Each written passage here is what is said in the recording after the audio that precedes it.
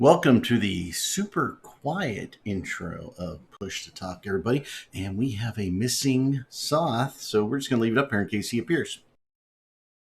So, right now, we've got Arendis, and Hi.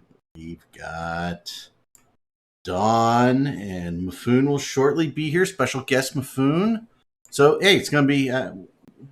We kind of made the executive decision. We're going to go for. We're going to go for the 1 hour show today, I think, because we went 4 hours yesterday, or last week. So, hey, welcome everybody. Yesterday. Well, last Saturday, yesterday, whatever it was. I mean, I had such a hellacious week, horrendous. Uh-huh. It was like it was the fastest week that's gone by in like forever for me. Okay. I was so busy. So it seems like the weekend. However, and the other thing is, got to go a little early because I've got the father-daughter dinner dance today. Got to take my more important. daughter, and the first time she went to that, she was 4 weeks old. When you have the third kid, the wife goes, just take her out. I don't care, about any of that stuff anymore. Keeping them in the house for 3 months before you let them outside because they, might catch a cold and die. Yeah, she's like, third kid, go. I'm gonna go out on a limb here and say that, at 4 weeks old, the kid had no idea what the hell was going on. There's a picture of her with Belle because they have little Disney princesses for all the little girls every year. This year she's 12, and I said, "Hey, are you going to dance with your father?" And she looked at me and said, "No, I'm just going to hang out with my friends." That means that Dad will finally be just in the chair with the other dads drinking beer.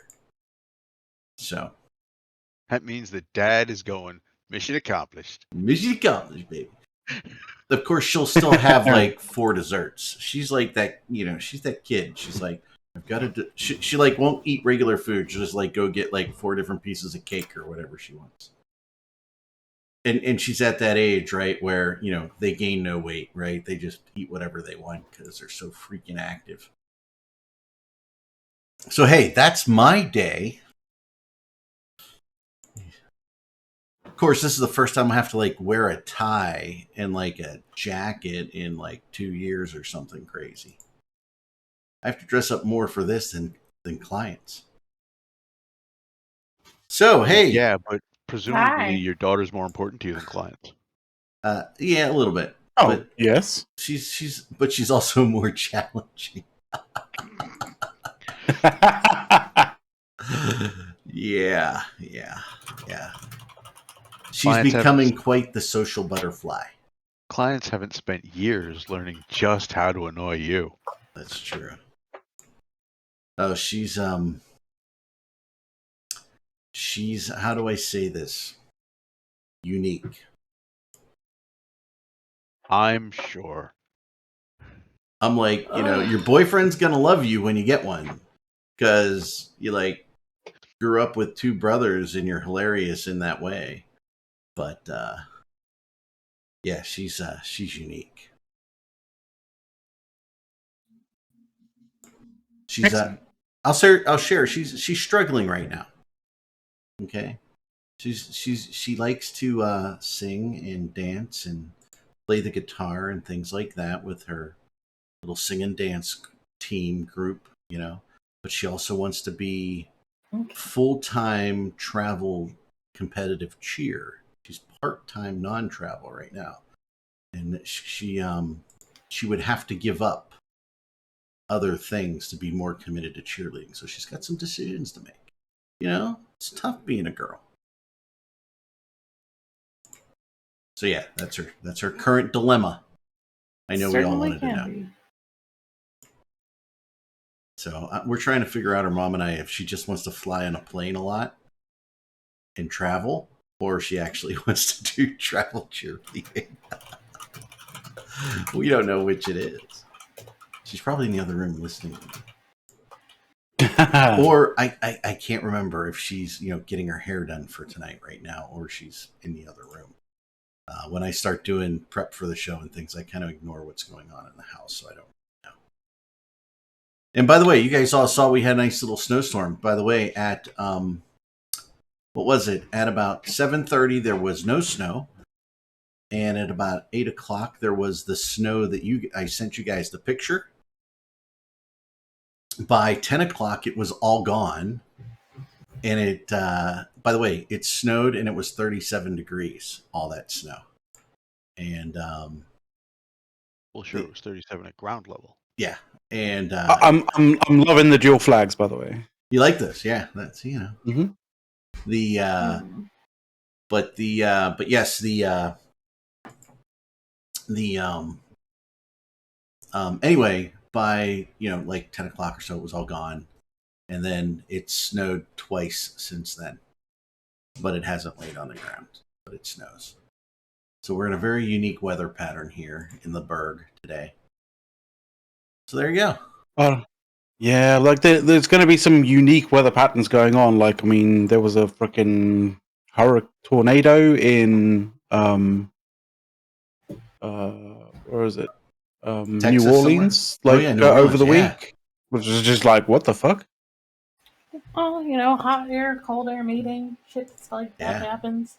When we go to Hilton Head, almost every other year, we get to see some water spouts, little tornadoes out over the water. I have seen one once, and that was in the Caribbean. We were snorkeling, and a cloud was coming in, and we were just like staring at. We just watched it come down from above and up from below, and they met in the middle and made a water spout for a very short amount of time. We were like, "Oh, that's so cool!" We're like, "We should probably go back to the land now." Yeah, I've seen 4 or 5 of them out there together, out just beyond the surf a couple times. Yeah, it's kind of weird. It's like, are they going to turn tornadoes and come across the beach, or what's going to happen there? So we don't know. Hey, hello to everyone out there. We're getting some hellos. There is nothing to talk about this week. That's what we've determined. End scene. Well, I don't know about nothing to talk about, but there's not like there's not a ridiculously insane sort of like thing to talk about like there was last week. What, you mean like the 4 Explorer packs where they're selling fitting ships again? Well, admittedly, yes, there is that. Although those ships are sort of things that you do generally tend to get. They are ships that you will get free in the early missions. Yes. No, I wonder whether they are something that you can purchase again and again and again on the same thing on the same account.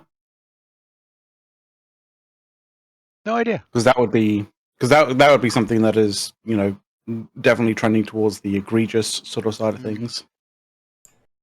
But you never know. I mean, are we through the looking glass on that one already? Very much so. Yeah. And then there's obviously there's the changes. But this is something that we can talk about, but Dawn can't because it's not 20 minutes past the hour. That's true. There you go. Mm-hmm. By the way, so we should.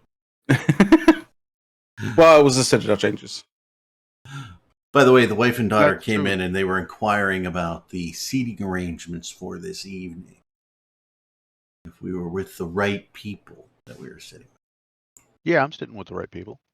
And by the way, the right people are obviously her cousin and one of her friends. So obviously, we're all good. So it'll be scary. I'm frightened for tonight, guys. It's gonna be different. I just want food. I'm there for the food. Tater tots, little tater tots, a little prime rib. I'll be good. Also, prime rib. Sorry for being a little bit late today. It was one of these usual kind of things where, a whole bunch of important people decide for whatever reason that daylight savings time needs to be a thing. Well, but it doesn't happen. It doesn't happen in the same place around the world, or at the same time all around the world. Well, let me add to that. We we somehow, like, I think our Senate voted to make daylight savings time like permanent, right? Like, why wouldn't you just pick regular time? Why does it? I'm fine. I'm fine with whatever time it is, so long as it doesn't fucking change. So if you decide that it's like going to be 1 hour ahead for the rest of time, Yeah, fantastic. I'm happy with that. Just as long as it doesn't fucking change like 2 times a year, and so I have these fucking issues, like today, where Yo. 4 episodes, maybe 4 episodes of the whole year, like. For whatever reason, the show time changes. I'm kind of in the middle of something here, but I keep getting messages from Life Shifter asking if you guys can put up the overlay for the charity stuff. I don't. Yep. I don't have it. Look in the streamer info channel. Yep. On INN's Discord, look at the streamer info channel. It has the URL for there. You just have to put it in. That's what you do. Yeah. By the way, for our audience, there is a charity stream going on all day and tomorrow. Mm-hmm. Able Gamers stream. Able Gamers. There's an overlay URL. They just want to plug into. I don't know how XSplit does it, but in OBS it would be a browser a source. Yeah, it basically do the same thing that you do with the Discord, like talking bubbles, but just do it with that, and then make the size the whole screen, and then put it on top of everything.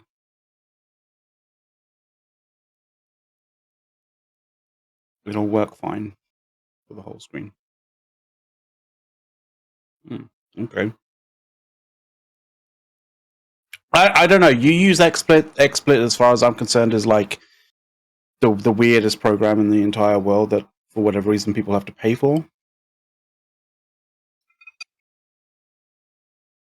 Yeah, but you paid for that.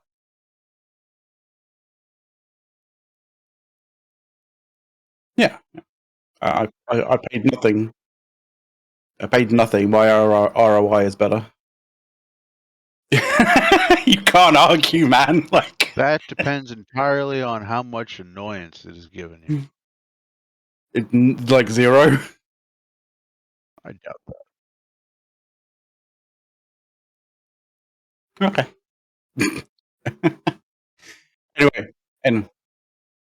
Anyway, yeah. Like when it comes to sort of daylight savings, I always find it sort of funny that one thing, yeah, kudos to America for actually deciding to want to change daylight savings to actually not be a thing that changes all the fucking time. Donation. Putting that vote in, we'll just turn the music off then. Like putting the vote in, on the daylight savings, sort of like the time when daylight savings comes in, is actually actual genius. What if we just moved an hour ahead every time? Dawn. Shut the fuck up. That way lies fucking madness. Yeah, that's the one. Or what if we did falling back constantly? All right, guys, I'm back on the stream. We were talking. All right, no, just don't change. Like, there's no need. There's no reason or need to change. As far as I'm concerned, there is no need or reason for fucking time zones either. If you fall back, it's just hour sleep. It's just but we're not going to get that. It's just a way for like people in power to fucking leverage their power. Like it's them various different governments, various different world leaders basically going like in some obscure kind of way. Oh yeah, we're not going to be doing daylight savings or summertime or wintertime kind of time zone change this year for no fucking real reason whatsoever. Sorry, I'm a little bit annoyed by this. We can tell you're a little triggered. You're a little bit annoyed by. I'm annoyed by having to placate to fucking idiots who can't who it has to be a particular time when they get up and have like breakfast or have dinner, and it's just like it's an arbitrary time. Like have dinner at the time that you have dinner at or whatever. Like it doesn't matter, Like so long as it's the when you're same. hungry As long o'clock? as it's the same time. No, it's not even that. It's like it doesn't matter that it has to be 0600 or 0700 for you to when you're having breakfast. Like so long as it's the same time every day, then you're fine. It doesn't have to be a specific number. Why would it need to be the same time every day? Exactly. Well, no. It would like for you to for your kind of rhythm to for your rhythm to kind of work out. It would be good for it to be the same time every day, but it doesn't have to be a specific time. It doesn't have to be 600 for everybody around the world. Like, yeah, but dinner time doesn't have to be. I don't know what's your general dinner time like. It's 1830, 1800, 1730.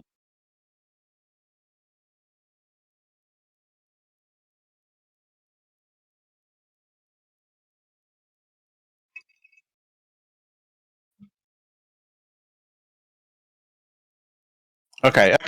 Okay. So let me blow your mind here, right? If you have dinner at 4 in the afternoon, right? Yeah. If it was suddenly 2100 or 9 in the evening, right? Like from not from a light and darkness kind of sort of side of things, but literally from what it says on the clock, and that's it, right? Yeah. If the clock just From an read 5 arbitrary hours number. later. Yeah. Would you have issue with having dinner at that time? Considering it's exactly the same point in the periodicity of time that you were having dinner anyway. Yeah. Who cares? It wouldn't what matter, the would actual it? time is. Yeah. Exactly. But then so you'd why have to be like, remember, Anybody really know international what time it travelers. Then they got to know what time dinner is everywhere, and that's hard. Well, no, Yeah. I think it's never not really. cloud. You have people in those time zones who are like, okay, well, yeah, we've invited you to dinner. We've invited you to dinner at 2300 hours. So it's formal and that kind of stuff, and you're like, oh, okay, fair enough. Okay, you've got to call somebody at work, right? You're at work. You have to call another office, right? Yeah. Rather than just what time zone are they in, because you've gotten rid of time zones. Now it's what hours does that office work? Well, I mean, Yeah. you Think of basically that, just did count. ya? Hot Well, shot. like, I mean, When you got rid of time zones. Yeah. No time when zones. when you're doing it now, you have to recalculate to make sure that it's in time zone. But Yeah, you have you can. time zones.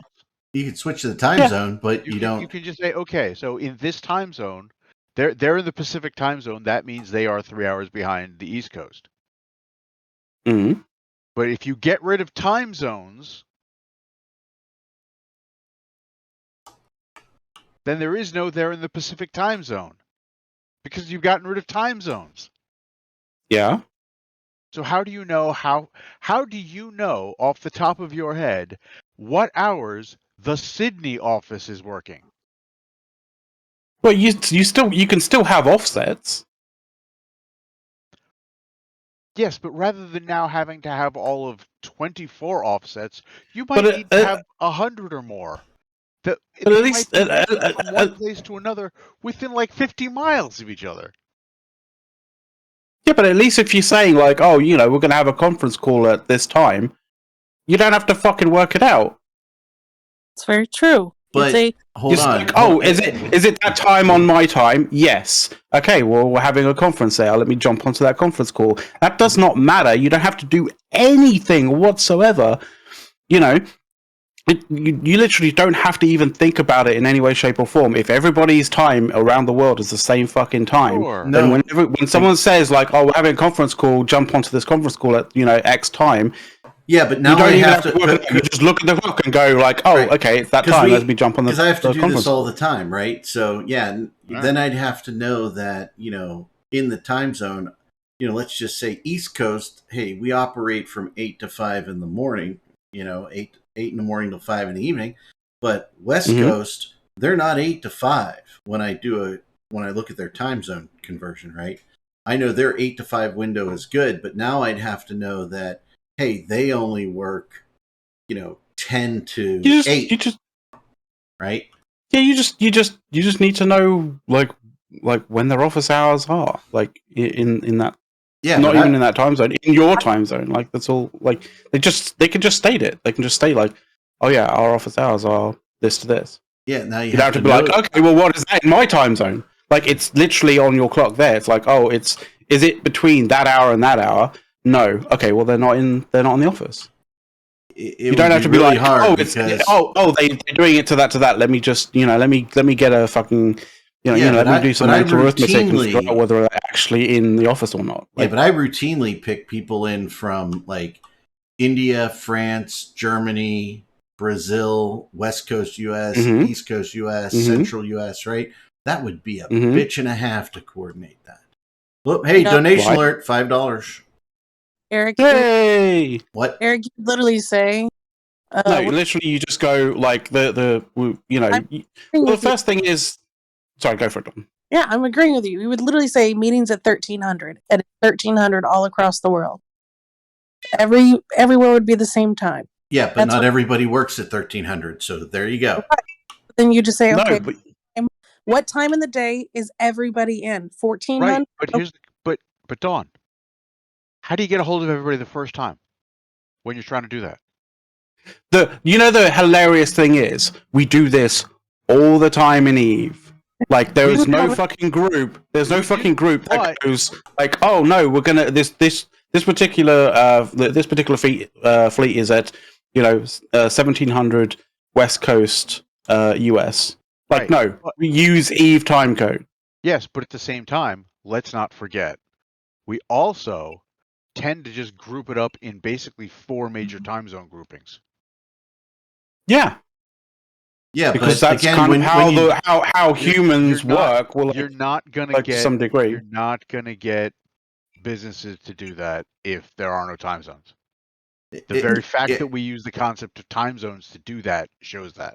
I mean, we don't specifically. Well, we just arbitrarily define those offsets as East, like Europe type, EUTZ, USTZ, Australia time zone, and like China time zones to some degree. Yeah, we do. But also, there's a reason we do. But your fleet in Eve is only for those who can attend in that time zone or want to attend at that time, right? When you're doing a business meeting, it's like, I need people who are not optional, right? And it's harder.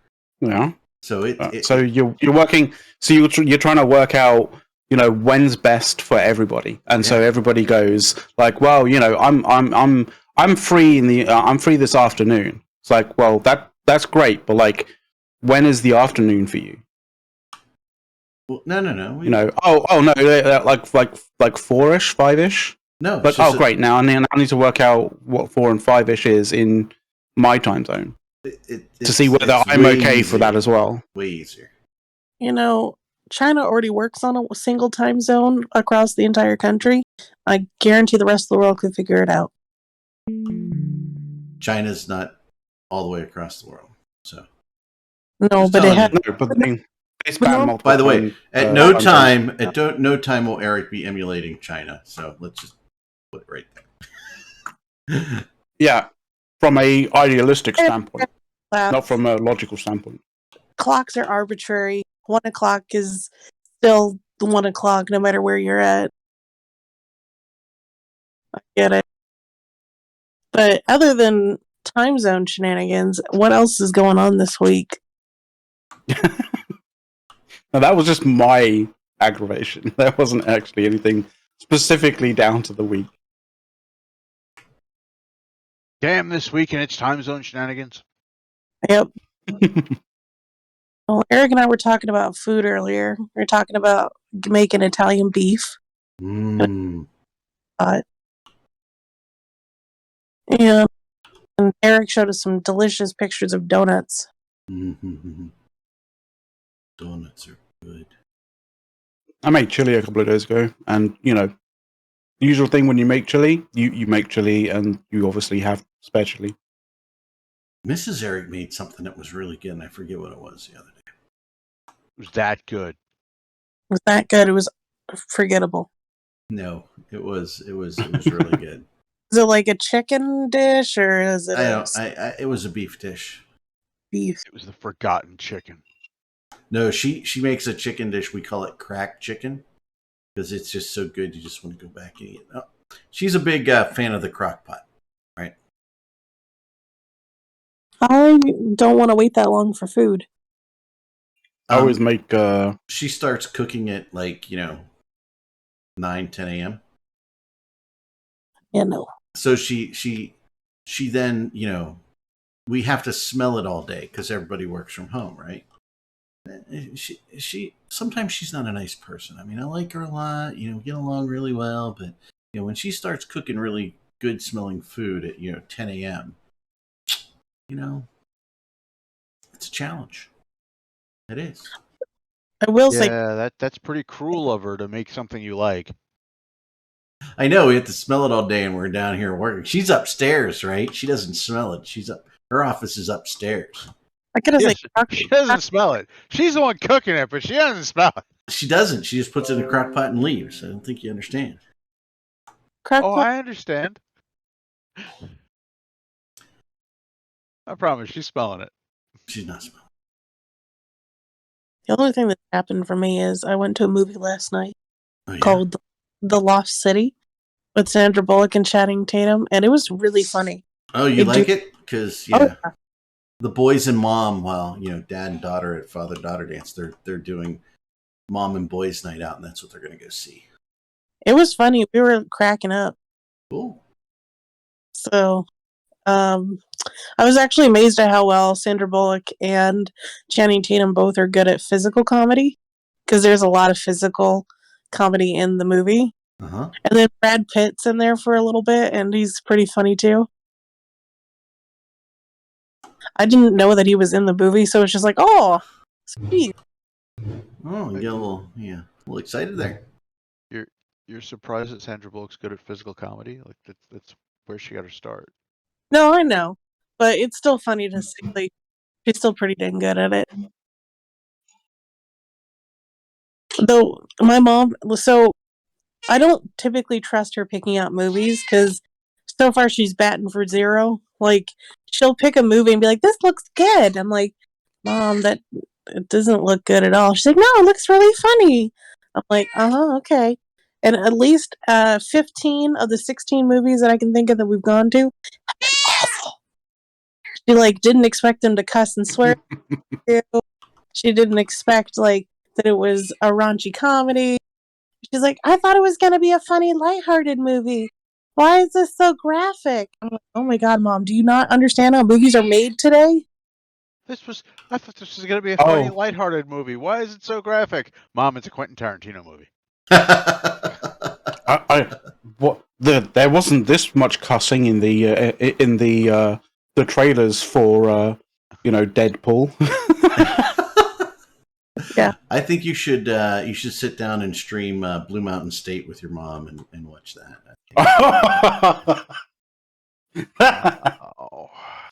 That'd be amazing. Yeah, so There'd be a fly on the wall there. Oh. Eric just ruining relationships. Right and left.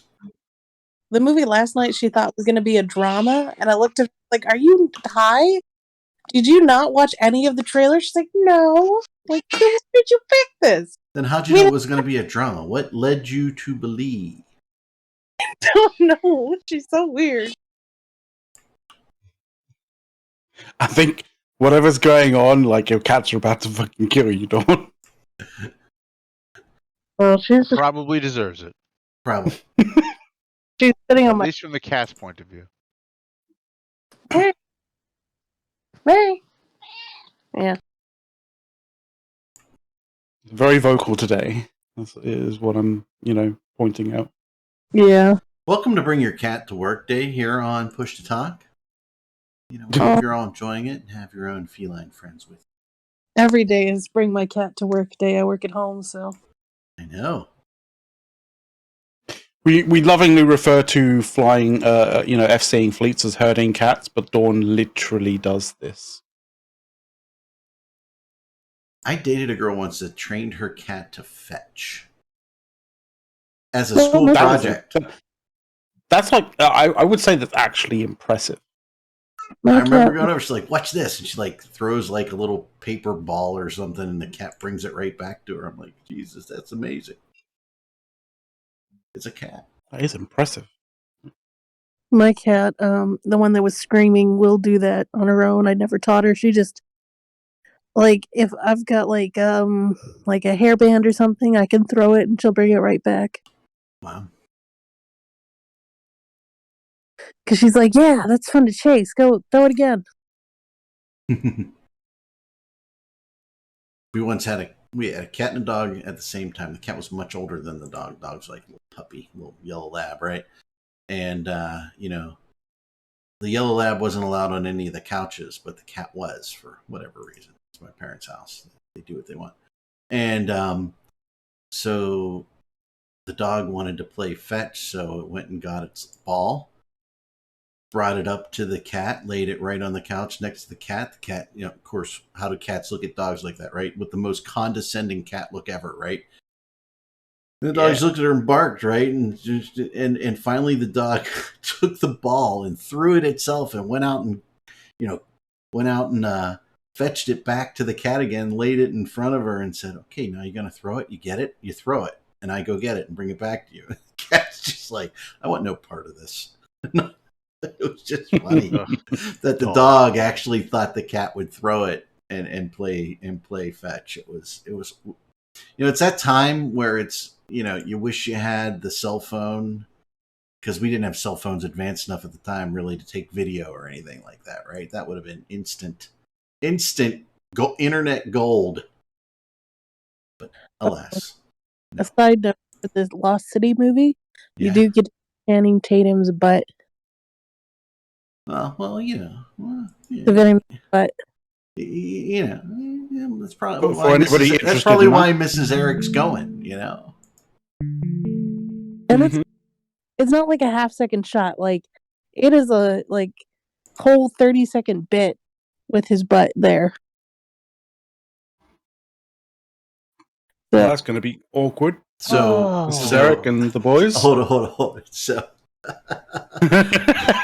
So hold it. I'm just. Is she around? So you know what Eric's gonna do, right? So when I come home from the senior dinner dance, right, and everything's quiet upstairs, we're about to go to sleep. You know what I'm gonna say? I'm gonna say, "Are you thinking about Channing Tatum's butt?"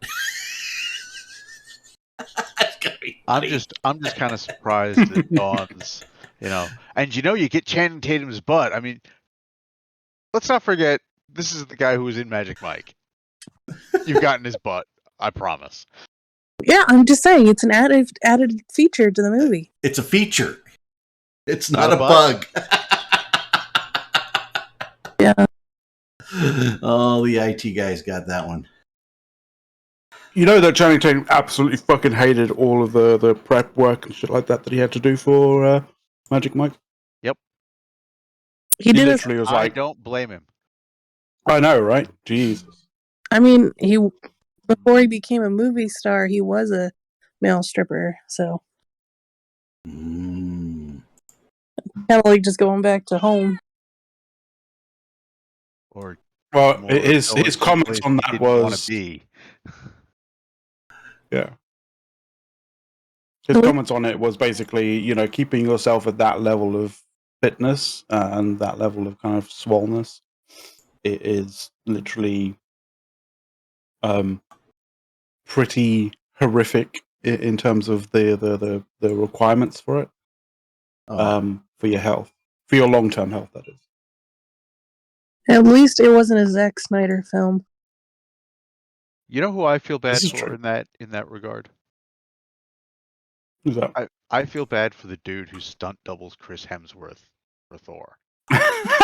Because every goddamn movie, and he said this, the stunt guys said this, right? Every goddamn movie, Hemsworth comes in going, "I'm gonna be even bigger this time. I'm gonna be even bigger." And it's gotten to where like the guy can't he can't stunt double other actors because he's just too huge. Chris Hemsworth. It's the only reason why the Thor movies are even palpable. Or what? Palatable. Oh, that's what you said. Okay. Yeah. By the way, reminder for everybody, we are part of the Able Gamers charity this weekend. Indeed. So, got a few shekels you want to throw around, please do. Please donate during Mifune's time so he has to drink those nasty sodas that he got. What's nasty sodas did he get? Macaroni and cheese, bacon, hot chili, things like that. They're these like rare exotic sodas, and he's got like 7 of them, so make him That's drink cool. those. Disturbing. The what was it? My daughter, she has this thing for Japanese candy. She tried to talk her mom into buying like $150 in Japanese candy last night.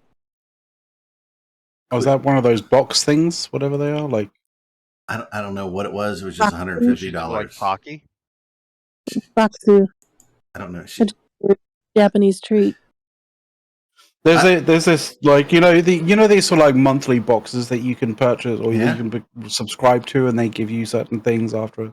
Like there's apparently there's one that some streamers are promoting these days, like fairly recently, that are essentially it's a Japanese sort of like sweets and stuff like that. Like, I think something to do with like the cherry blossom sort of season coming up, something of that form, and apparently that's like a theme or something.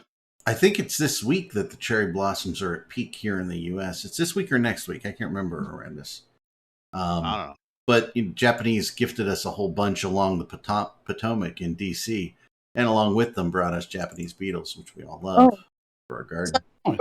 Fun story we learned about when we were in D.C. in January. We did like a bus tour, and apparently a beaver had moved in and started chopping the cherry trees down. Oh, really? They had to try and catch it. It took them forever to get it. Did they name him George Washington? I don't think so. I cannot lie. I did cut down your cherry tree, Father.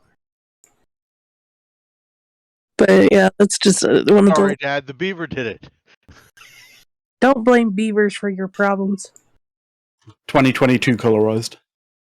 What was? I think you're being a little hard on the beaver. That actually was an episode of Blue Mountain State, as I recall, being beaver free. You can never be too hard on a beaver. All right, Ward. Ward, I think you were a little hard on the beeve.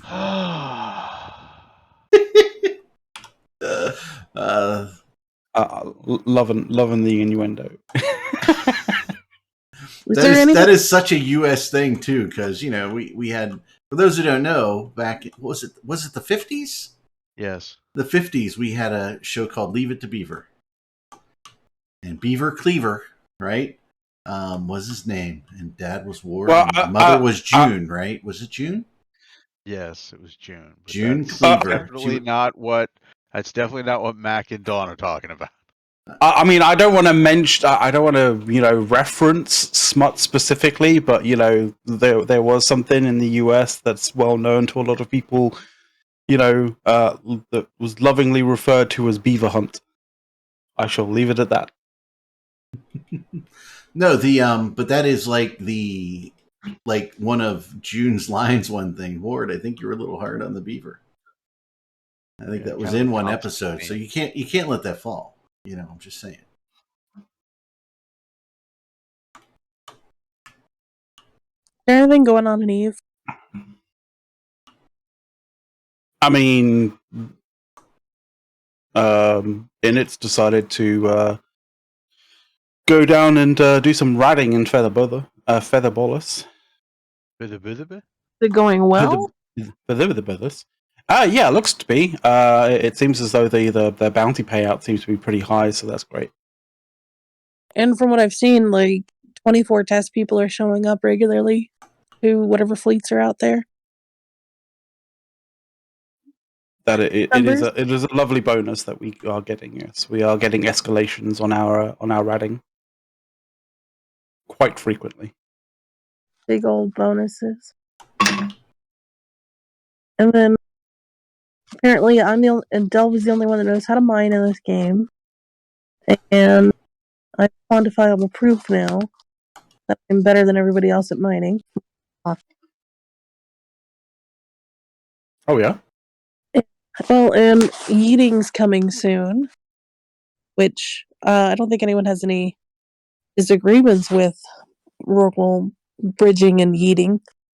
It's like capital ship. Why didn't it do this before? I thought it was just going to be a bridge. No, apparently it's a conduit jump. Is it bridge? Can you conduit jump and use a bridge, or is it literally just the conduit jump mechanic? It's just like a Blops, except for industrials. Except of course, okay, so you can't just industrials. Rendis, it's not industrials. It's mining barges, but they cost Right. That's what I was just saying. Except of course that you can't do it for industrials. The industrial jump portal generator does not work on industrials. Okay, so you can do both, which is cool. Fair enough. That's nice. You can bridge, or you can conduit jump a bunch of things at the same time. All right, that's nice. I thought for a minute they just basically removed the ability to bridge, and it's just conduit jumping. But like if they got both, then that's good.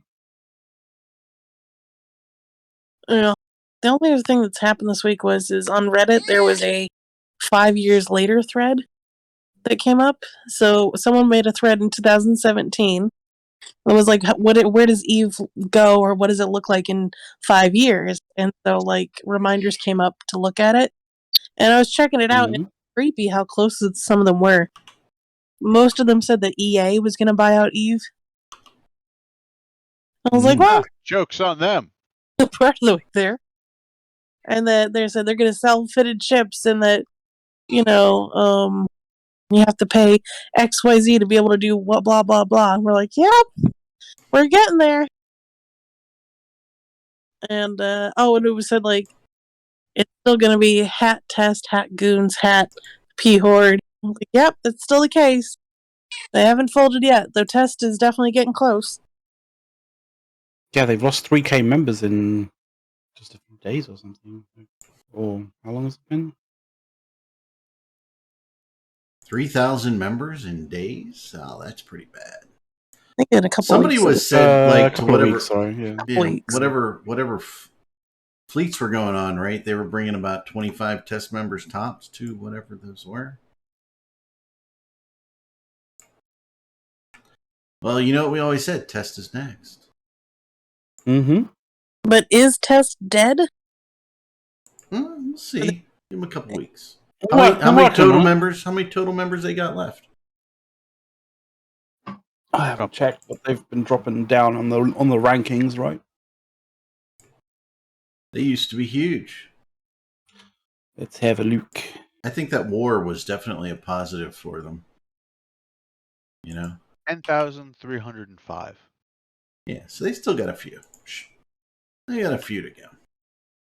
Give them another 6 weeks. I distinctly remember asking Billy at the beginning of the war, "Are you comfortable with the fact that you just destroyed your own alliance?" I know. But though, I bet he didn't really give you the time of day and that kind of thing, right? He said, "Did he answer you?" Yeah, he did. He said he did actually answer you. Like, yes, I'm comfortable that we might lose, but I don't think we will. How's he feeling about that now? How you feel about that? How you feeling about that right now? Well, now he's in P Horde, so That's fair. Yeah. That makes a lot of sense. Everyone's just gonna. While his former sort of testicles are trying to defend Featherbolus, while he just sits with his new horde chums and kind of goes, "Yeah, you guys can do that. I'm not going to come and save you."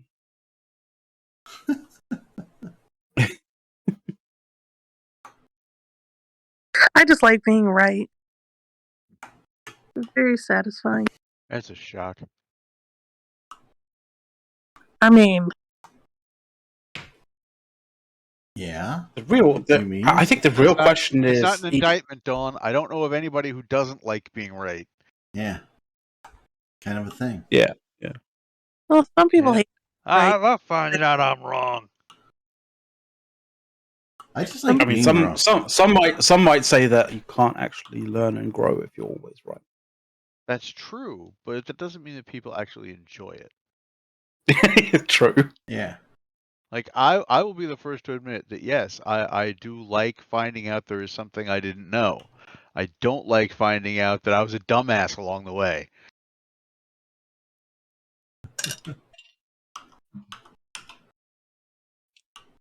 I Yeah. can't tell if I Good point. have you ever like just gotten really cold for no reason? That's when you're about to die. Yeah, it's the spirits, Dawn. It's the spirits. Because like yesterday, Your chakra's misaligned. Chakra. tired and super cold for no like and I looked at my temperature to think like, oh, maybe something went out, but no, it's still like 71 in the house. So I was like, why am I just shivering and cold? You probably have COVID. Or there's a window open somewhere. Yeah. Check No. your windows. No one. I'm the only one in the house. How could anyone open my windows? Because spirits. Well, You maybe have a somebody, came in from the outside. Cat. Because You- cats. you live- yeah. You live with a malicious spirit, Dawn. Let's not forget that. A bunch of malicious spirits. They're called cats. That's right. I only have 2. Okay. And it's You- still malicious spirits. Just remember, they're waiting for 2 things: either A, the opportunity to kill you, or B, that you just die, and then they're going to eat you Indeed. because they're cats. I They're don't going think- to gnaw on your face. I don't think my cat would eat me. Huh? Not they wanting would. to not wanting to give you a very vivid kind of picture of what that is be like, but yeah. Yeah, that they will. They're cats. The dog would just sleep beside you and, try and comfort you, but cat, yeah, no. My cats are very attached to me. That's fine. They'll Yeah. still eat you when you're dead. Once Yeah. you're dead, you're meat. They don't care. Yeah. And if They're they very thought they practical had a that new way. owner, they'd grab you and drag you and put them on the new owner's doorstep as a gift. Although I guess technically you shouldn't care either because you're dead. But, Yeah, it's Yeah. fair. Yeah. I just hope I'm not sick. I'm on vacation next week. Oh, where are you going? Somewhere fun? Or you want to tell us? You don't have to tell. St. Augustine, Florida. No. Don't play spot. You'll be warned there. Don't Be the worry. beach. You mean you're not already down there partaking in all the Spring rioting breakism. and spring Okay. breakism and attempted murders and stuff? It'll be fun. We're going to Universal Studios one day. Go to my sister-in-law is pregnant, so she can't ride on a bunch of stuff. So we're just gonna run around in the Harry Potter areas, eating every snack imaginable. Snacks. Yep. We have the interactive ones to make things like dance and move in the area. So we're gonna just run around and be dorks. Nothing wrong with that. It's like I fun. have such a hard time picturing that. And then, and I didn't know which wand I had, but I had Hermione wand. It's very pretty. And then we're going to spend the rest of the week over at St. Augustine on the beach. I'm going to have my mom take down 2 bottles of rum or the rum and Jack or something. I'm just going to be drinking fruity and alcoholic drinks all week. Fruity alcoholic, like the Fruit Loops. Fruit Loops, they're yummy. Other than that, that's my only big vacation this year.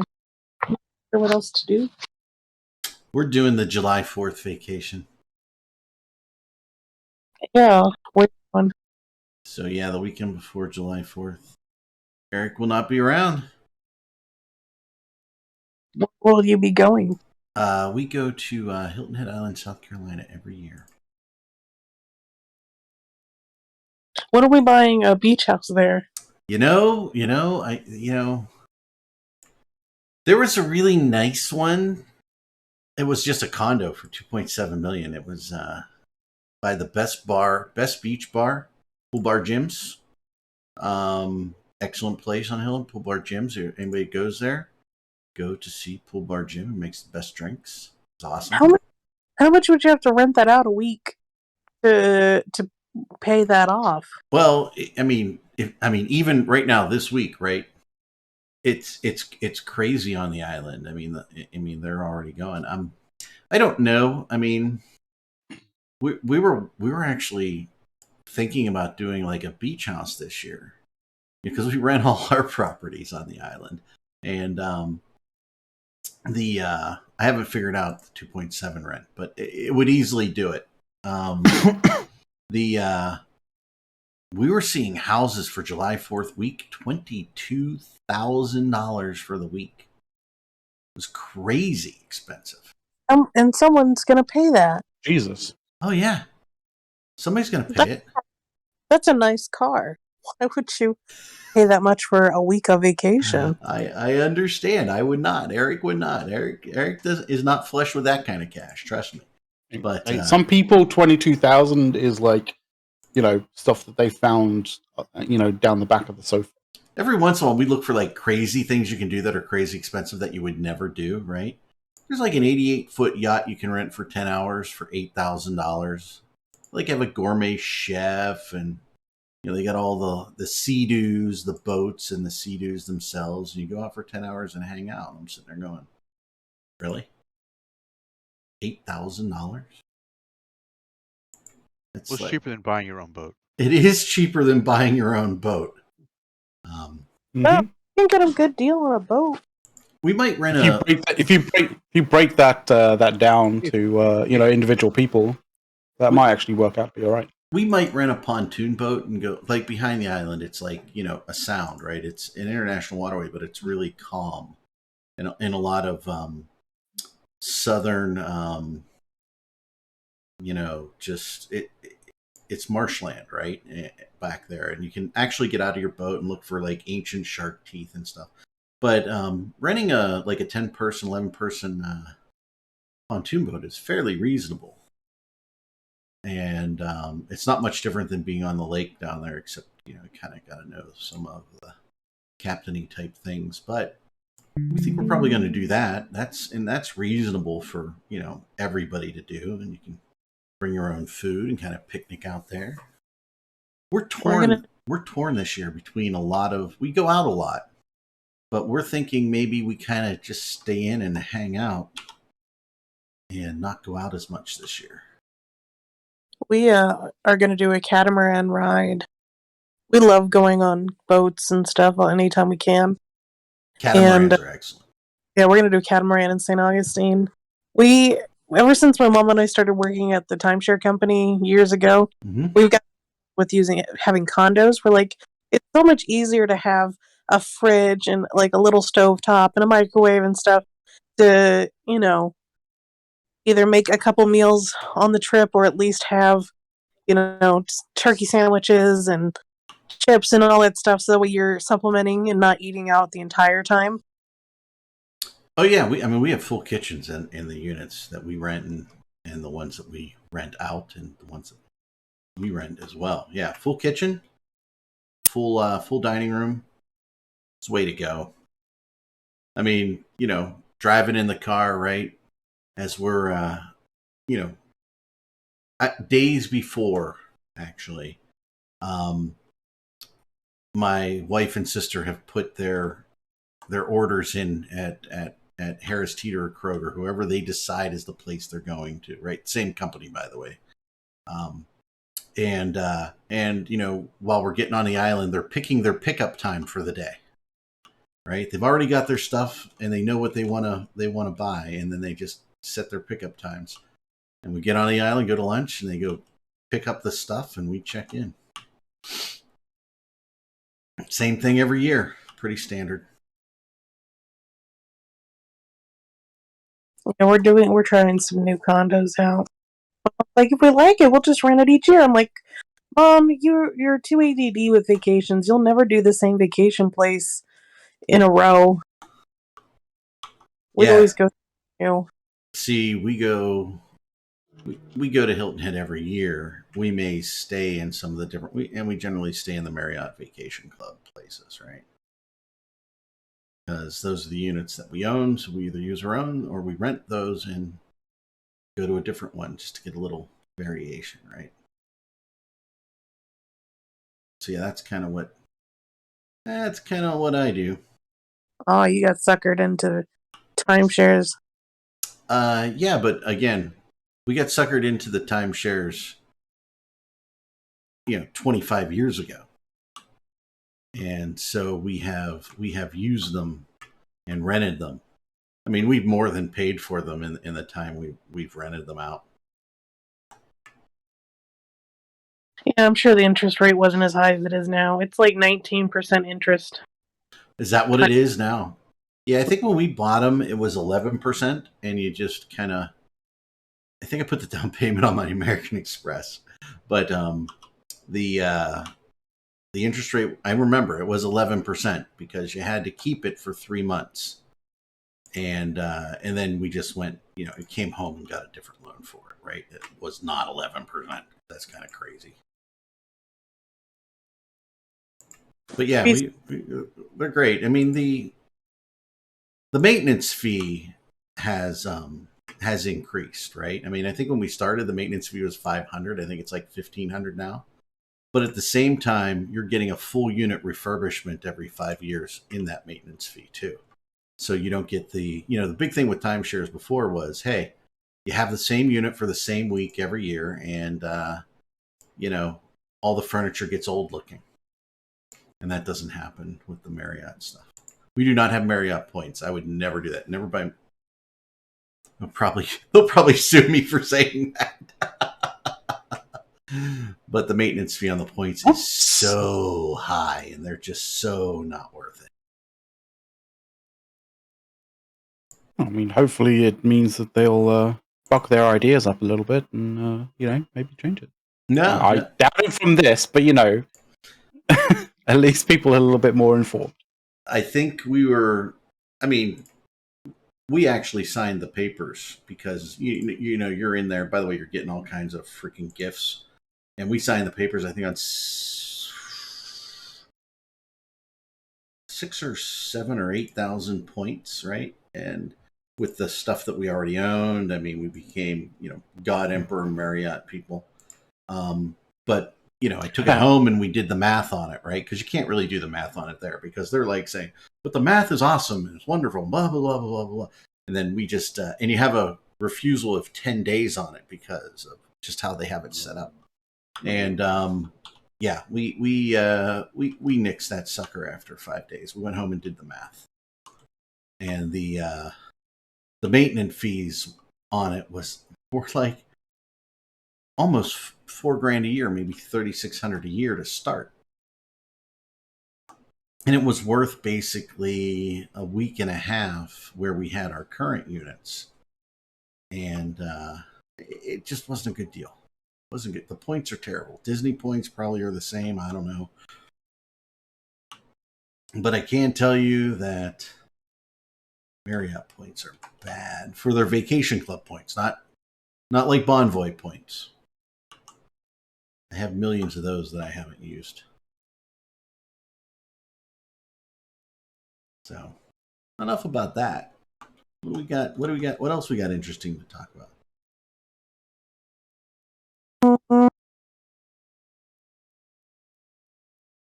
Not sure. It's been a slow week. I mean, that's kind of the thing to talk about is what is going on in Eve? Is anyone starting a war? Is anybody getting ruffled at somebody else? Well, here's the thing, right? this is the criticism of the week, right? When you've made changes to your game that have caused it to be stagnant,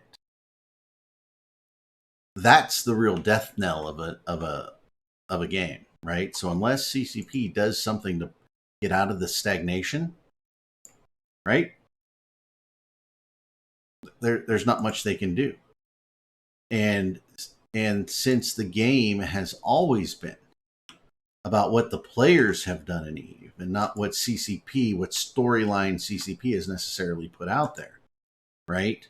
So, have they irritated the players enough that the players just don't give a shit, right? And if they're there and they're just here to hang out with their friends till the end, right? And goons will be here, right? Because we'll defend our space if anybody's stupid enough to fight us over it. But what I think you have is, by and large, right now, nobody wants to fight. Now, are we just in a rebuilding time, right? Is that where we are? Maybe, right? And maybe wars will happen again, and then again, maybe they won't. Yeah, but no one can build capital still. Like, people are still barely putting out threads and faxes. I don't think anyone's finished a Titan yet since the cap changes. Well, here's the thing. If you can't finish them, nobody's going to go to war and fight with them. Right? I mean, that was the thing. CCP somehow thought it was smart to make it harder to build them because they just didn't want them in the game. They just didn't think they were good for the game. Well, guess what? Your super fleet is the backbone of nullsec. And if you can't have a super fleet that you can replenish, nobody's going to fight. Yeah, but even if they were hard to make, that's one thing. It's impossible to make them right now. There's a difference. They used to be hard. I got to take off, guys. I'll catch you later. All right. Thanks, Renus. Yeah. We'll probably wrap pretty soon, too. It used to be just hard because it took a lot of people and coordination, but people could get it done eventually. It took maybe a couple months. Right. And now? Oh, it's just that you can't get the materials. It's not an issue of manpower. It's an issue of availability. Well, yeah. And that's, again, when CCP feels it needs to meddle in the game because of X, right?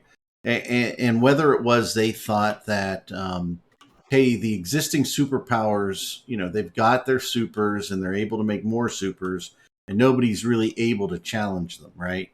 What they failed to understand is those large corporations brought in and made a place for a lot of newbies and made them feel welcome and part of the game. They forgot that part of the ecosystem in the game, okay? And then now that it's impossible to replenish your super fleet, well, you need a super fleet to come, even if you wanted to come at Delve again, or we wanted to go and get somebody else, everybody needs a super fleet, right? And if you can't rebuild it, yeah, we can skirmish a little bit and we can kind of beat up each other a little bit, but there's, the fun things in EVE are we're better than you and we're going to kick over all your sandcastles with our giant super fleet. Can't do it. So what do you care? They don't know what the thing is, I kind of feel that they don't know what to do with the game. They're completely rudderless. Like they're completely and totally rudderless because the last rudder that they had was so fucked that the entire player base basically told them to go fuck themselves. Well, but, I mean, maybe not. I'll made the large majority of the player base told them to go fuck themselves. Well, perhaps if they added gold ammo to the game, they might inspire some fighting and some things. Did you just say add gold ammo to the game? Gold ammo. I think it is the silver bullet, no pun intended, to fix EVE. I really do. It is the silver bullet if EVE was, it's the silver bullet to kill the game.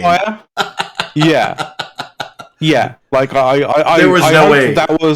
I hope that was a 3 a.m. idea or something that just fleetingly came into your head because, like, no, it was gold ammo is a fucking terrible idea. It has always been a terrible idea. I'm kind of making fun of anybody who thinks that it was, and if the people that were watching, the people who were watching saw my face, right? It was like, there's no way Eric's serious about this.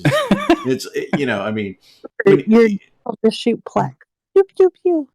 Pew pew. Yeah, if I could make everybody hear pew pew pew every time I shot lasers, I might buy that feature. I think we talked about that last time, but yeah, I might actually. But everybody would have to hear it, not just me. The when I fired, but no. When you think about it, right? The lifeblood of this game has always been what the players have done to make it amazing. Okay. Yeah. And when you treat your customers like they're pieces of shit, basically, and what they think doesn't matter, well, you kind of lose that goodwill of people wanting to do great things in your game. Right? If I think your developers are a bunch of assholes, and I think that people within the company are assholes, I'm less inclined to play your game. Yeah, at this particular point in time, I'm not playing the game for the cool and interesting gameplay that the game offers, or that the additions to the game recently offers. Like, my only draw to playing Eve right now is to basically, dumpster people who deserve it because of the hubris that they've had for the past 3 or 4 years. Yeah. But that is it. That is that is from beginning to end of my desire to play the game. And that doesn't make a sticky user base, right? Customer base. Because at some point, if I'm not logging in, right, because the only time I log in is when other people have logged in to basically be assholes. It's onerous to them to be the ones logging in first, and if they're the ones that adopt my kind of framework of I'm only logging in if they're logging in to so I can dunk on them, then guess what? We end up in this perpetual moment where nobody's logging in, and you have the eventual situation that occurs. And the other thing is the people that are here, right? And by the way, this dates way back to an article that Scion wrote, and for those who know that name, great. If you don't, go out and search it on the INN website and get the article on community, right? Which, CCP really got mad about, as well as some of our enemies, right? And understanding community. But if you don't, you read that article and you'll realize what happened in the last war, okay? How the community that has been created within the Imperium weathered that storm to a degree that nobody thought possible, right? It's different. And by the way, so when your reason for being here and logging in becomes, I'm here to hang out with my friends, not that you have a quality game, then it becomes impossible for the game company to maintain a customer base that is there because of their innovation and great game. But I don't want people to think that like I'm wanting to actively kill the game in any way, shape, or form. Like never. There are elements of this game that are like wholly unique and unique in such a great way, right? There's aspects to Eve and aspects to sort of like the general sort of community that have been built up because of Eve that are just you won't find them anywhere else, right? I'm talking like, so for example, one of the things when it comes to sort of online multiplayer games is you will find that there are games which are so full of holes, so full of cheats, so full of hackers and that kind of stuff that basically cause your progress or your work in grinding or just doing anything in the game to essentially amount to basically nothing. Like Eve is, hey, look who's here. For example, to some degree, New World. Well, like you look at Eve Online. That very rarely, if ever, happens because the way that they set up the architecture for EVE Online means that you're not going to have people injecting code into the client and the server just believing it. Like it's very much. It's very much everything that you do is sort of checked on the server, and if it's not how the server expects it to be, then it doesn't allow it through to other players. So it doesn't affect other players, right? It doesn't. When it comes to botting, and especially EVE, and I wrote a kind of a paper on this and sent it off to CCP security team because it's what I do. It's my little specialty. And when it comes to botting in EVE, there's no need for botters to inject memory into the system. They don't need to. But Mifuno, like I'm not talking about botting. I'm talking about hackers. I'm talking about people. I'm talking about people, wanting to land on grid with their ship and then insta kill anything and everything on grid. Because they're using some script. No, yeah. With EVE, that'll never happen because everything's no. But that happens in other games, like even modern games, even new games these days. Like you'll get people creating hacks, creating cheats that do exactly that. Like they get sorted out fairly quickly, like in sort of modern, with modern kind of like techniques and stuff, and modern sort of countermeasures for that sort of stuff. But like, your experience of the game suffers when that happens anyway. Whereas it doesn't even happen in EVE. Like I think there's been some whispered kind of things that something really esoteric that really didn't actually affect anybody at all once happened like 4 years ago. But that's about it. Like botting is the be all and end all when it comes to sort of people reducing your value in the game. Like there's that, and that's a really strong USP when it comes to modern multiplayer games. That is a very strong USP. One of the others is, it allows a longevity of player interaction and player sort of like building up relationships, which is like you don't get that with say console shooters and stuff. Even if it's multiplayer shooters that you're connecting to. And playing with players from different countries and stuff like that. Like you have this almost like international player base that are playing games together in a long-winded fashion that breaks down barriers, breaks down like nationalistic sort of like ideas of what like other nations or other people are like, and that's a really good and positive thing. Oh yeah. I mean, let's put it this way. It's not to say EVE is an amazing game. We're just concerned. My concern trending is in the wrong direction, right? Yeah, my concern and the reason why I do what I do at the moment is not out of the fact that I think the game is terrible. Like in general, I just think that the way that the game is trending and progressing right now, and over the course of the last 2 or 3 years, has been very much in the negative, and I want to change that. And like we've talked about it day in, day out, but clearly that doesn't seem to make too much of a difference. So I actually have to do something these days. Oh, I agree. I feel like the thing is that every EVE player's number one fear is that we are going down the same path as, say, Star Wars Galaxies, where a different company picks up the IP, they change a bunch of shit, and then all those changes turn out to be terrible, and everyone just quits.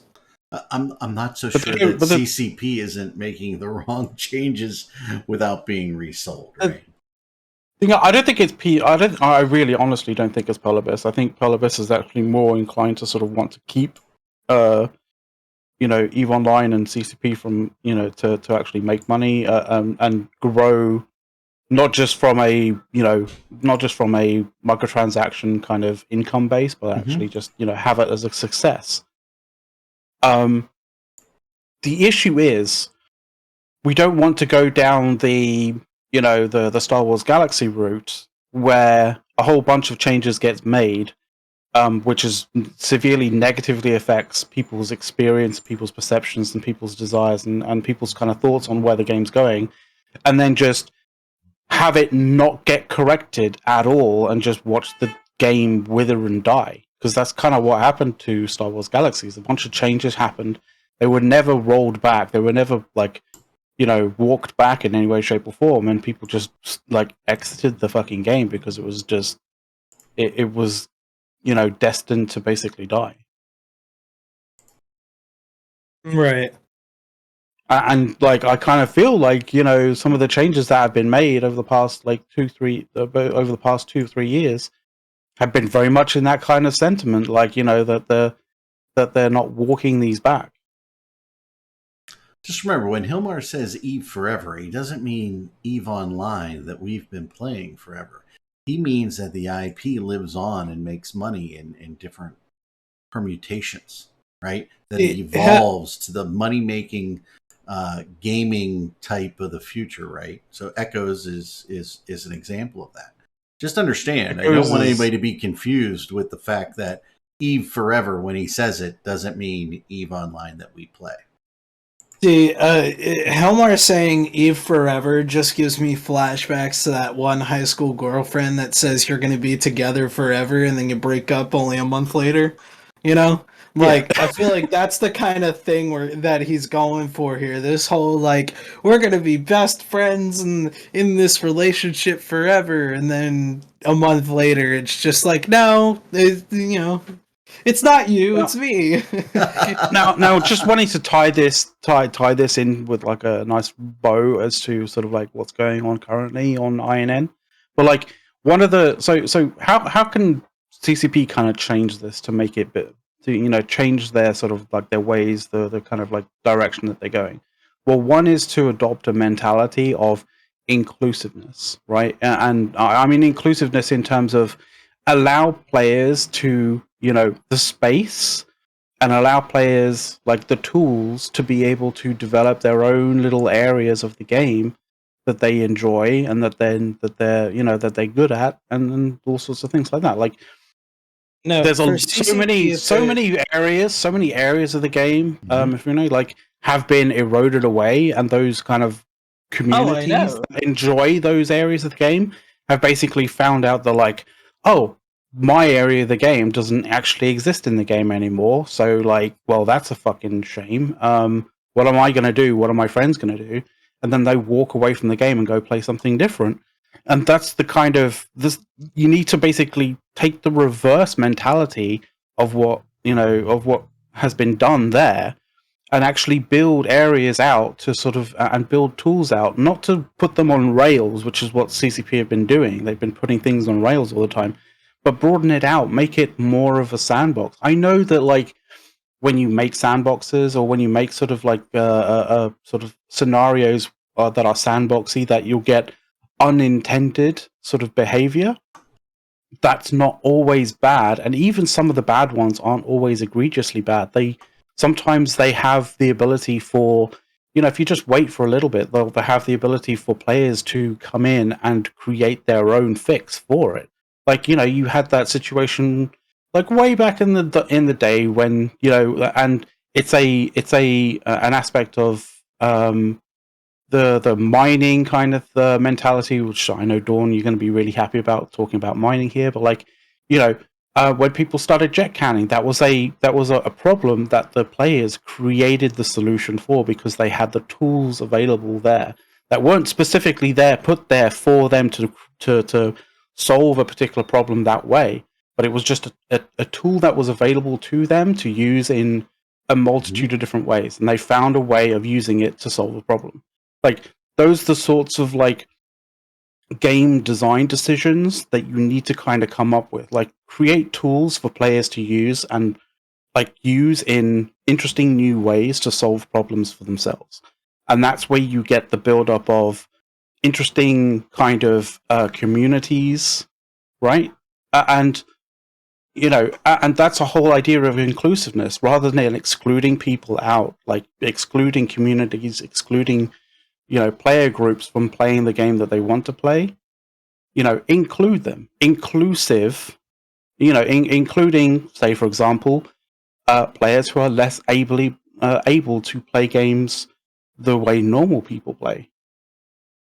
and I would use that to basically say that if you do have the spare cash available, that making a donation to the Able Gamers charity would probably be really good in that regard.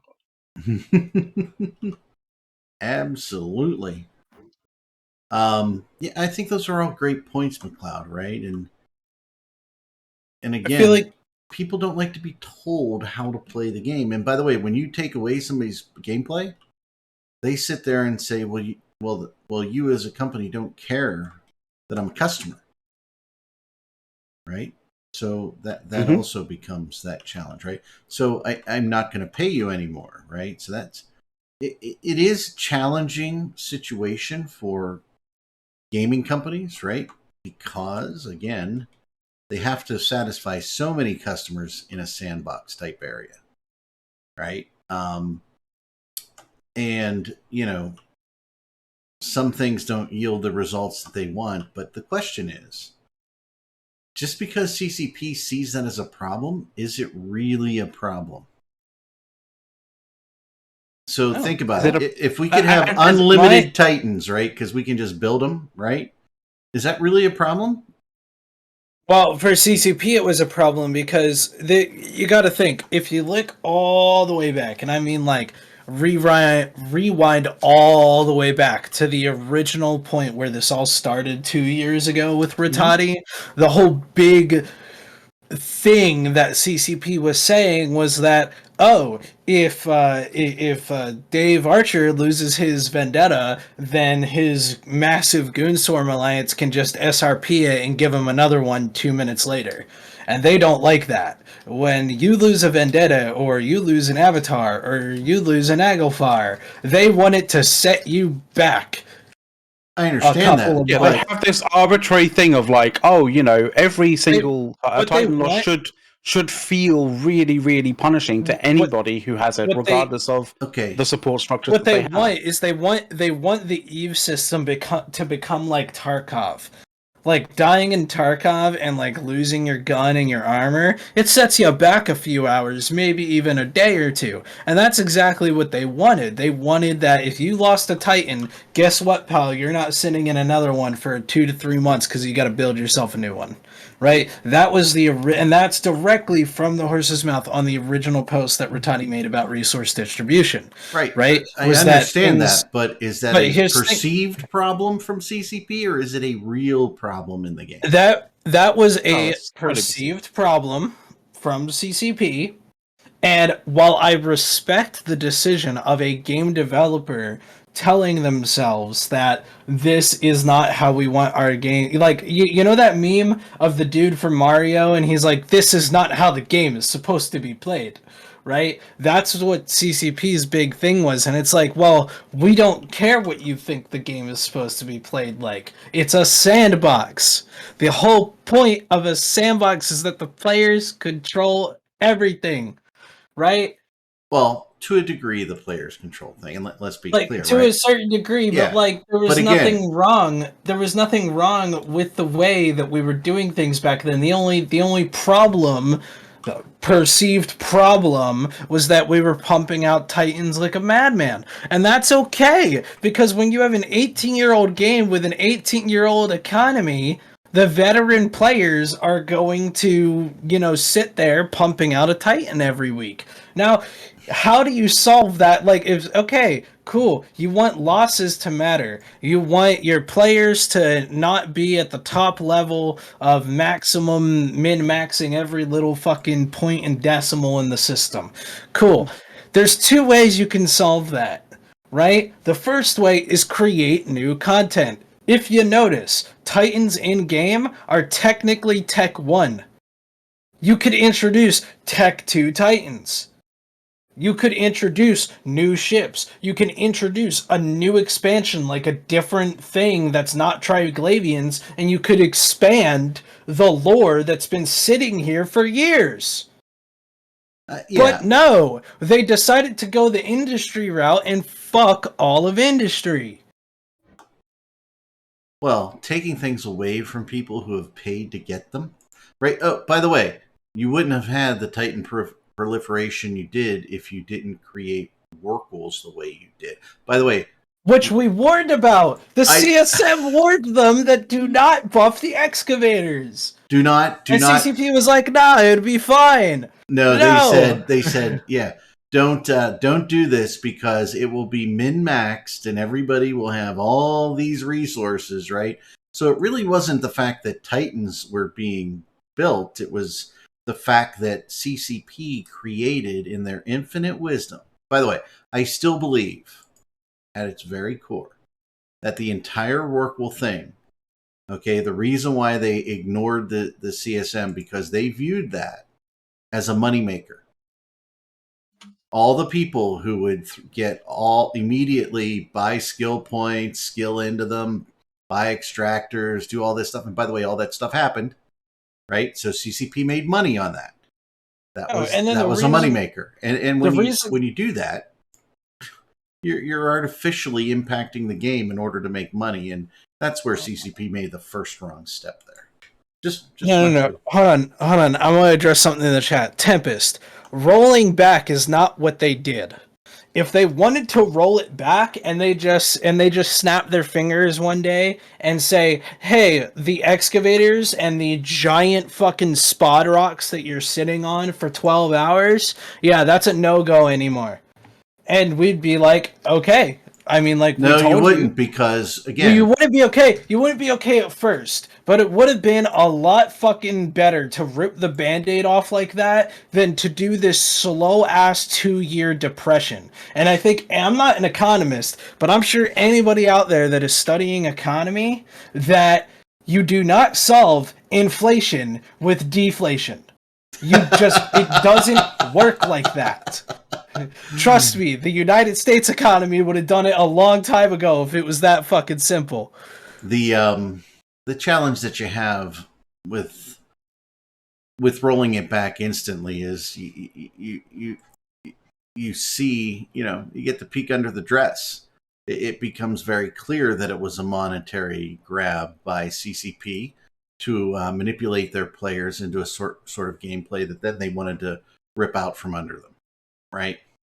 If they really wanted to go back, they really needed to allow people to reassign those skill points and do whatever they wanted with them without using skill injectors and move them around. So, no, I think skill injectors, personally, I think a lot of people toss and debate whether skill injectors were a good idea or a terrible monetization idea, whatever, right? I honestly think that skill injectors themselves, they played a big part in the Rorqual scalability problem, but when they first came out, I don't feel like it was such a bad thing. The whole, ever since skill injectors, the big question is, how are we going to get a player from day one to match the same energy as someone who's been playing for 10 years, right? And it's just, in any MMORPG, that's just not how it works. All right, you go play World of Warcraft and you create a level 1 character, you're not just going to be able to just go to the end game raids. That's not how it works. You have to build it up there. Yeah. Right? And there are people out there, like, WoW does have a thing. Ever since Legion, they did introduce a thing where you could fork over $60 and you could start at the latest expansion, right? And it didn't hurt the WoW economy too bad because it was a one-time purchase. It didn't get sold into the auction house or the in-game economy, anything like that. It was just straight up fork over $60, and you don't go all the way to the end game, but you at least catch up on the latest expansion. Right? Yeah. Again, skill injectors were an idea of, and I'm going to tell you how I think they were created. How can we make more money? Skill injectors. Okay, we can have these skill injectors. We're going to make more money. What's our reasoning that we're going to present to our customers as the reason we're going to do this? Oh, we're going to say it's going to allow characters to catch up. Full well knowing that the vast majority of new characters that were created at the time were from people who already played the game, so they got alts. Okay, this is all about money. It's always been about money. And then when it got out of control, they didn't know how to handle it, and then they put somebody who had no clue how to manage a game and how to manage people if you're going to manage Eve, you have to understand how to manage people, and it's your player base, right? And again, they just don't know how to do it, and they want to make more money. They did. And that's it. No, they did. Mind you, they did. There were some CCP employees back in the day that actually knew what the fuck they were doing. Again, right. I'm talking about the evolution, right? Where we are today. How did we get here? People who didn't know how to manage the environment. It's a bottom line. They didn't understand their player base. They didn't understand their motivation, and they don't understand the motivation of new people who play the game either. I'm just going to tell you, they don't know, because they routinely look at data and it's the wrong data. They don't even know how to keep their data clean. If they knew how to keep data clean and actually use it for statistics and management, the MER would actually be right. If they can't get the MER right, they can't get their internal... The MER is something, and I know Dirk is going to internally scream at me for this, but the thing is that the MER, right, and I've had some pretty lengthy conversations. Most of my sentences that have been stolen from Dirk Statiel on the MER, right, and I had a very, very nice conversation in Vegas with CCP Aurora and CCP Ice Cream, and we did talk about the MER. And the one thing that they told me is that they're working on it, right? Okay. And I am willing to wait to see how that goes, because at the moment the stuff that generates the MER is broken, as we all know. It doesn't count the 31st at the end of the month. It does stupid shit like that. I'm going to explain something to you. This isn't hard. Okay?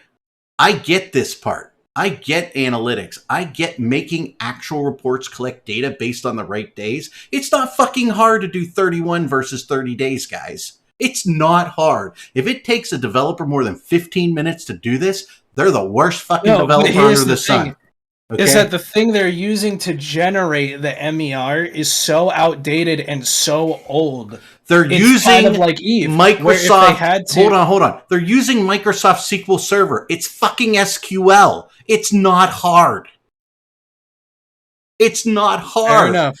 Okay? It's not hard to build the tables. I have written entire general ledgers for top tier Fortune 500 companies, Fortune 100 companies, right? At the time, this isn't hard. Okay? And we have waited for years. Come on. If it takes I wrote the general ledger for the number 2 glass company at the time in 30 days, part-time. You can't get the MER straight in years? Give me a fucking break, guys. Come on. This isn't hard. I think their data integrity just means that they can't do it, because it's literally... it will probably take fucking market. It'll probably. I know it's the market, but Eric, you know the term garbage in, garbage out, right? Like, if you don't have good, solid data going in, you won't have good, solid data coming out. Yeah, but don't give me this 30, 29, 28 day bullshit as your reason, CCP. Give me a fucking break. By the way, we'll fix it real time right here on the show. Okay? That's bold. Okay? Just pull up the code and let's take a look at it. Okay? Because when you're going through things, and by the way, the other thing that's been mentioned, sometimes the batch job doesn't run. Well, you know what? Companies have solved sometimes the batch job doesn't run a long time ago. Because, by the way, if the accounting software's batch job doesn't run, guess what? Customers don't get charged right and you don't make money. Give me a break on that one. There's literally testing software that you can go out and get for your company that will run 24/7 testing on your code.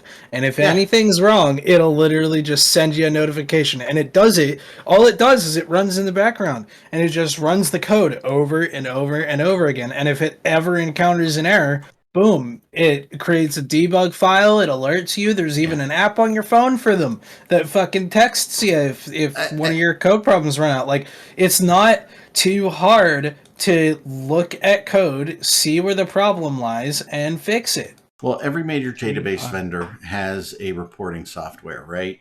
Microsoft has it, Oracle has it, everybody has it, right? So yeah, guys, this is simply, if you can't get those basic statistics right, I'm pretty sure you can't get statistics right on your new customers or any analysis that you're doing. Because really, I mean, if I wanted to write the MER reporting, I would assign it to an intern. And you know that the scariest thing about this, Eric, is we know that their data and their sort of reporting of their data is just terrible, right? But Hilmar has come out and said, and has been quoted as saying that they're not going to listen to what the players are saying. I know. Well, I mean, this was a little while ago. He was basically quoted, and I'm not quoting verbatim here, but the quote is out there if you want to care to find it. But essentially, what he was saying was, we're not looking at as to what our players are saying, but what they're doing. Well, if your data as to what your players are doing is fucked, then how is that going to inform you correctly? So let me extrapolate on it a little bit. What this player is doing right now, and many players, is ignoring your game until you straighten it the fuck up. And what this player is doing right now is telling a whole bunch of people that you guys don't know how to write code, that people have solved the problems with decades, like back in mainframe DB2 COBOL days. Okay. So, I'm sure they have had in the past very, very competent coders, and I'm sure that there are some sections of the game that are coded extremely competently. But there are very, very critical areas of the game that have clearly seem to have coding errors or database, or data sort of gathering coding errors in some way, shape, or form. That is just fucking your long-term projections based on statistics up like it's going out of fashion. Yeah, and that's true, right? And it's pretty easy to identify those areas and put a plan together, a roadmap. Did I say roadmap? A roadmap together. Shh, don't say that. On scare them off. How you fix it, right? And by the way, acknowledge the parts that may be problematic. And by the way, so what your customers are saying is, we'd like to see you put a little effort forward to fix the things that you're using in the game, right? So if the MER is broken, well, then work on it. And you know what? It's not terrible from a business standpoint to tell your customer base, we know that we have some issues, and we are looking at we are cognizant that there are issues, and we are looking to resolve them. Yeah, but I think a little more has to happen here, because CCP always says, we're working on something and fixing it, and then a shiny thing pops up over here to the left, and they're like, over here doing whatever. And they forget about that. They've never said, they have never in their, as far as I can tell, they've never in their history said that they're that their data analysis and data sort of collection methods are anything but perfect. I understand that. But, not that I'm a Microsoft salesperson or anything, but I am aware that SQL Server and Microsoft have an analytics engine you can buy. Okay? Yeah, but that's Microsoft. Well, they're running SQL Server. Okay? So yeah, I know, but Eric, it's Microsoft. They sometimes they can't actually release a Windows patch that doesn't not fuck your your settings up. Okay, and by the way, so I have my preferred analytics engine, which I'm not going to share, which is much better than the Microsoft one. However, you can go right into the Microsoft Cloud, you, me, whoever. We can grab a bunch of data and we can start running analytics on it. The analytics software that you're looking at really is you are writing the analytics code and it is helping you present that analytics code, right? So again, you do have to have competency in analytics, right? Which isn't too bad. I mean, we're not doing complicated stuff, right? I mean, there are database engines out there that have pre-built machine learning in them that you put some parameters on your customers' activities in there, your employees' activity, and it will spit out to you exactly what the expected behavior of those folks are. Okay, these things exist out there. Okay, I'm not sure if CCP knows it, but they got to know that Microsoft has an analytics engine. I mean, by the way, SQL Server can be your base for just about any analytics engine out there. Again, they have to understand and make sure that they're collecting data. And when you look at the MER, this isn't hard data to get, right? If you are recording it for McLeod, how much he mines, you're recording how much Erik mines. And you should be able to put this together. And if you know where McLeod mined it, then you know where Erik mined it, right?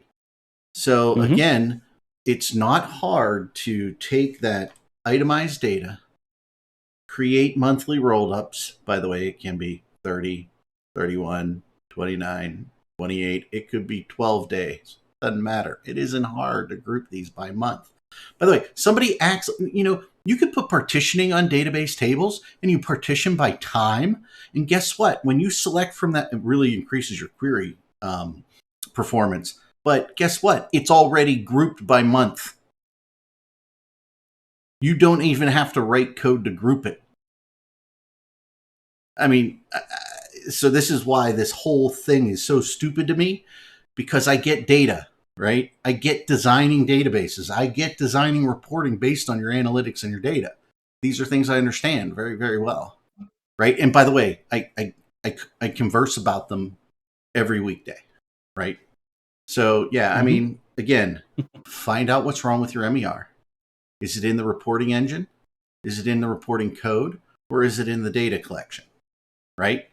And then just solve the problem. But it doesn't take 5 or 6 years to solve this problem, right? It doesn't take 2 years or 1 year to solve this problem. This is a problem that should be easily solved within days or weeks.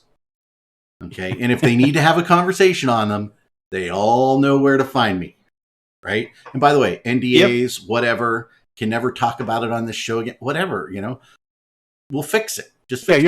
It won't be free. It won't be free.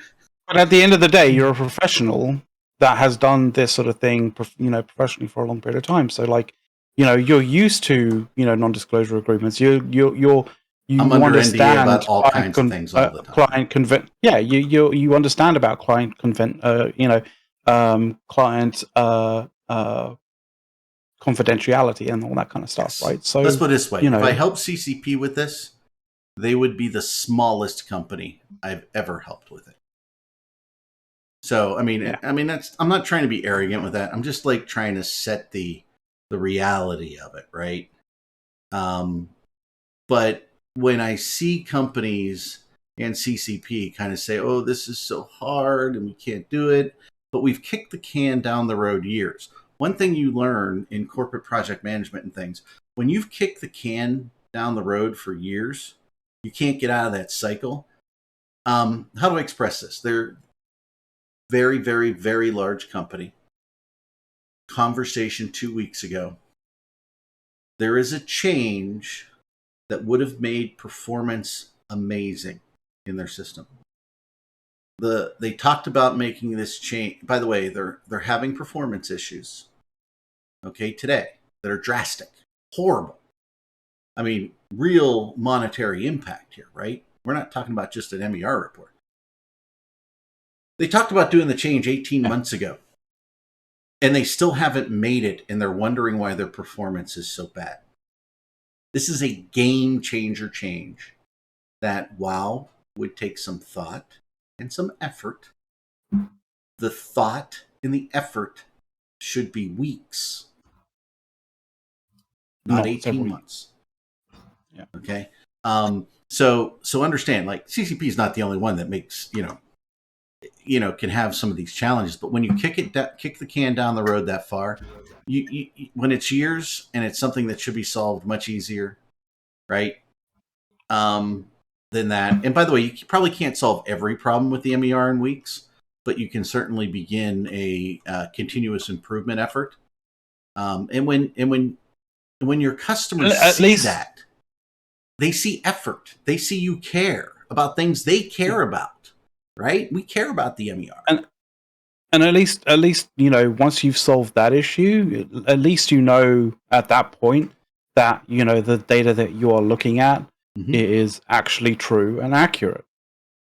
Well, the other thing too is, right, now I'll relate this to another real world thing, right? Performance testing in very large systems. We were talking about two different projects, same customer, and we said, okay, we've told you how to do this here. By the way, you just pick this model up, boom. Second project, exact same model. Not the same tests, but the same model to test and validate your performance, right? And things like that. And make sure that, your optimization within your by the way, database architectures can be crazy and wild. And they can require different testing based on your architecture, right? So without getting too personal, right? These are really big, real world, big money systems, and you just have to be consistent. And when you see that from your vendor, right? Being CCP as the vendor, we are the customer. When you see them putting in that effort, being systemic about it, even if their baby steps, crawl, walk, run, folks, it's a big thing. Then we as customers become more positive. Hey, they're really doing things. Sure, when you're doing things and you're advancing the ball forward, then the mistakes that you make become smaller. When you're doing nothing but making mistakes, every mistake is large. Okay, and that's where they're at. Every mistake. I do have to head out here. I have to head out too because I have to go to father-daughter dinner dance. But yes, I wanted to bring up a slight topic of discussion to end off on. Isn't it weird that all of these things that CCP has done wrong started when they announced this quadrant bullshit instead of expansions? Get rid of fucking quadrants. Do the expansions. It's going to take 5 or 6 months of development time instead of once a month. But you know what? I'd rather them take a few months to put out something good than to take a month and put out something fucking garbage. All right? It's like a kitchen. All right? When you want something quick and you want something like that's going to be kind of bad, you go to McDonald's. They pump out your fucking burger in less than a fucking minute. I mean, it's a fucking awful burger, but they pump it out in a minute. Right? Well, you want a nice quality burger, you go to a 5-star restaurant, it takes about 25-30 minutes to cook your fucking burger, but it's about to be the best goddamn burger you've ever had in your life, right? Get the fuck rid of quadrants, get them the fuck out of here, and go back to goddamn expansions. I will defend CCP a little bit on quadrants, and the reason I will do it is because it had less to do with, I think, providing content to us in a way. But it providing meant with their dev time. It was about shit. It's about tying content together. A lot of it had to do with more modern development methodologies, right? So you have your sprints and things like that to get things done, and you push out code in smaller bits, but it might be a little less tested, but hopefully its impact, if it breaks something, is less. I don't really subscribe to that method of development. I don't think it's good. I agree with you very much that longer development cycles and more well-tested and well-thought-out releases are more fun. They're more fun for the player base, right? Yeah, I'm totally down with agile and sprint development being great for sort of like, say, app development for whatever. But you're talking about a super long-term, persistent sandbox MMO. This isn't the kind of scenario where sprint development is a boon. No, and yeah, I want to point this out in chat. Yeah, you can push smaller patches between expansions. You can, Totally. and You that's need perfectly to. fine. But something like your would you- sprints are bug fixes, okay? Yeah, exactly. Exactly. Your sprints are bug fixes. Their quality of life changes, right? Things. So, for example, right? Like, let's go along. Let's imagine for a moment that quadrants never existed, and this entire industry rework was pushed as an expansion along the storyline with the ore contingency lore, that they were working on new technology. They could get the players involved with small event patches, like instead of a Doctor Who crossover, where's our ore event? Right? You could have done a fucking huge event with the ore people and like done something with that as a smaller patch, and then you lead up to this huge expansion where, you know, the Roracle is reworked, all of your barges are reworked, the whole mining system is you could have done that in one huge expansion over a year development with small seeds here and there, and then we wouldn't have issues like on patch day the BPOs are missing or the skill books aren't seeded properly. That is Q&A, and it doesn't matter how you're developing. If you can't make sure your goddamn skill books are that's not on somebody's checklist to make sure is freaking there in production. My God, who is in charge of your release modifications, right? Who's in charge overall of making sure all that shit is there? Because I mean that's like elementary bullshit, right? I mean, it's crazy. And by the way, you have all hands on deck so that you can deal with that sort of stuff. I mean, I don't know. It's just, you know, I've been developing shit and involved in application development for decades. And some of you have too. And it just, some of this stuff just doesn't make sense. Hey, I got to run. We got to go. You guys want to do one last thing? Yep. We'll start with Dawn. I think she's AFK. All right, let's go to you, Mifune. CCP, fix your stuff, guys. Don't forget to donate to the Abel's Gamer charity. Next up, I believe we have Life Shifter and Jinja coming up with the return of INN's classic cartridge to cloud show / podcast that details gaming news outside of not only EVE Online but gaming world in general. New stuff coming up and old stuff talking about it, and tons of other stuff like that. So don't forget to watch them here in a few minutes, and don't forget to donate towards Able Gamers, a fantastic charity helping people with disabilities that love to play video games. Thank you all for tuning in.